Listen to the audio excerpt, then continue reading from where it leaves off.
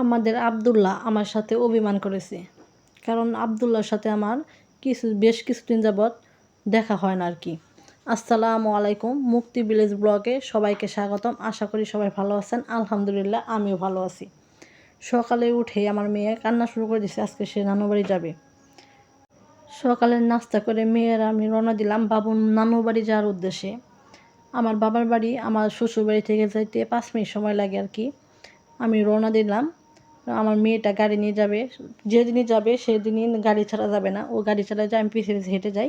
যেহেতু বাবার বাড়ি কাছে, তার জন্য গাড়ি ঘোড়া নেওয়া হয় না, আমরা পায়ে হেঁটেই যাই বাবার বাড়িতে। যে আমাদের বাড়ির পাশে আবার নদী আছে, বংশাই নদী বলা হয় এটাকে।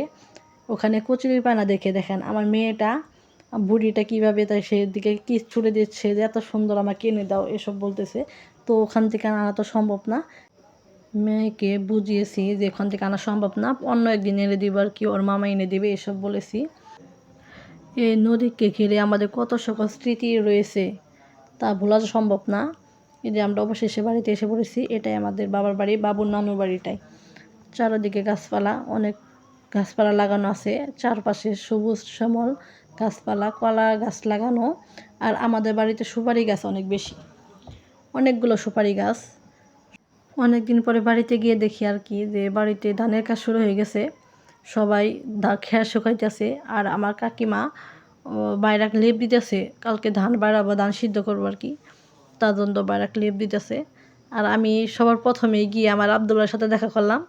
অনেক দিন যাবত তার সাথে দেখা হয় না, দেখেন আমার দিকে কেমন করে তাকিয়ে আছে, কিন্তু আমার সাথে অভিমানও করছে। দেখেন কীভাবে অভিমান করছে, অনেক দিন ধরে দেখা হয় না আর কি, তার জন্য অভিমান করছে আমার আব্দুল্লাহ।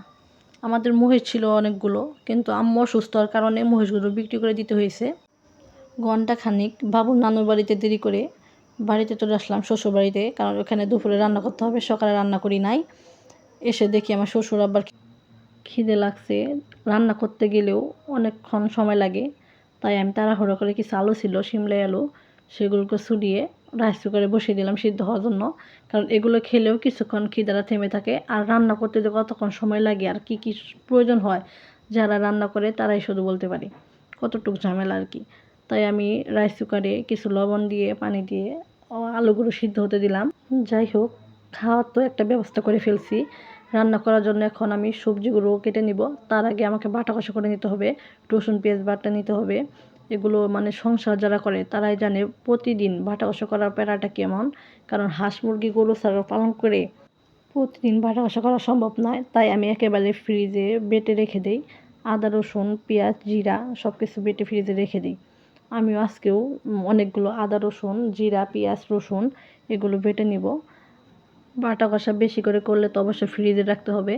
আর ফ্রিজে রাখলে বাটা কষাগুলো বরফ হয়ে যায়, যেগুলো রান্নার সময় কেটে বের করতে হয়, অথবা 10-12 মিনিট বের করে রাখতে হয়, তাছাড়া বের করা যায় না বাটা কষাগুলো।